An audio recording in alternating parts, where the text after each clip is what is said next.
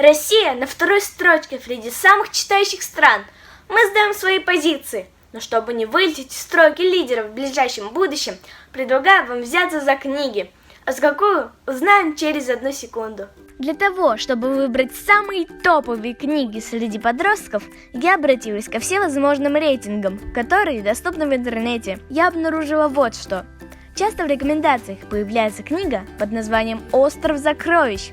Написал ее Стивенсон Роберт Льюис. Сюжет повествует о приключениях, связанных с поиском сокровищ. Их спрятал капитан Флинтом на необитаемом острове. Так это же карта капитана Флинта!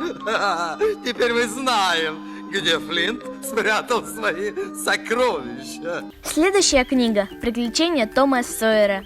Эта книга должна быть известна каждому подростку во всем мире. Мальчик по имени Том превращает работу в игру, решает многие вопросы с помощью хитрости и зачастую выходит сухим из воды.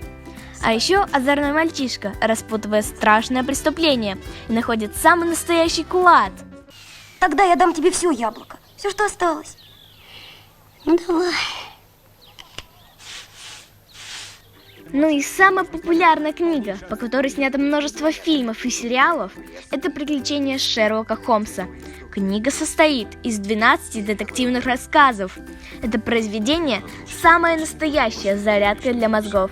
Сюжетные повороты должны заставить вас удивляться практически на каждой странице. Не так важно, сколько вы читаете – 30 минут в день или более 2 часов. Главное – это делать каждый день. Преимущество чтения доказаны всевозможными исследованиями.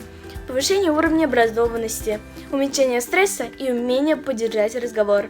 Берите в руку книгу каждый день и читайте маленькими порциями. Это полезная привычка. Аделия Батульна, специально для Горы новостей.